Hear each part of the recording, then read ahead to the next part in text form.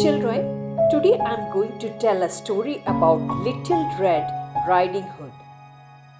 The little girl lived with her mother in a cottage on the edge of the forest.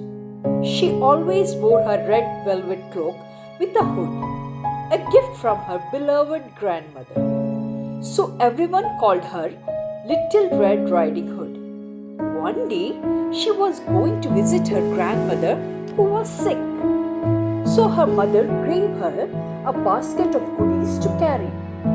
There are cakes and an apple pie and some marmalade in this for grandma. Go carefully and don't talk to strangers on the way, my dear, warned Mummy. And be sure not to play in the forest on the way. Red Riding Hood happily took the basket and set off. It was a lovely day. She sang as she walked along. Then she saw some primroses in the forest and decided to pick some for Grandma. Suddenly, she saw a large wolf watching her. She wished him politely and then, remembering her mother's warning, she walked on clutching the primroses. "Where are you off to?" asked the wolf. "My grandma's house, sir. She stays in the cottage by the river. She's ill," replied Red Riding Hood. The wolf ran on ahead of the little girl. Reaching Grandma's house, he knocked at the door. "Come in, my dear. The door's open," said Grandma, thinking it must be her little granddaughter. She was horrified when she saw the wolf enter her room. She jumped out of bed to escape, but the wolf pounced on her and gobbled her up. Then he looked around and found a gown and a cap and put them on. Seeing her glasses on the table, he put on those too and settled down in the bed to wait for Red Riding Hood. Red Riding Hood came to the cottage and was quite surprised to see the door open. "Grandma must have left it open for me," she thought. All the same, it would be polite to knock, so he knocked and heard a voice say, "Come in." "Hello, Grandma. How are you today?" she asked. "Mother has sent some goodies for you." "Thank you, my dear," replied the wolf. Red Riding Hood looked up a little puzzled. "You sound different, Grandma," she said.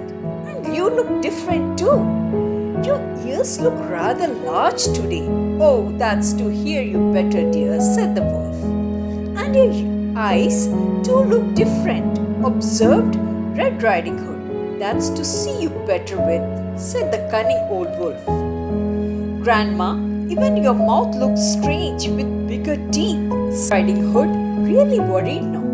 "That's to eat you with," said the wicked wolf as he leapt out of bed. Red Riding Hood screamed, but the wolf gobbled her up as well. A woodcutter was chopping wood near Grandma's cottage and heard Red Riding Hood scream. He was sure something was wrong, so he ran towards the cottage and saw the wolf gobbling up supper. When he saw the flesh of Red, he realized it must be Red Riding Hood. He killed the wolf with a single blow of his axe, and he quickly cut him open. Luckily, he found both Red Riding Hood and Grandma alive. Grandma rubbed her eyes and peered around. Then she found her glasses and saw her little granddaughter and the dead wolf. The woodcutter and Red Riding Hood explained all that had happened. The wicked wolf was buried in the forest. Soon, Grandma Hood and the woodcutter were having tea with all the goodies spread on the table. So, children, what you learned from this story?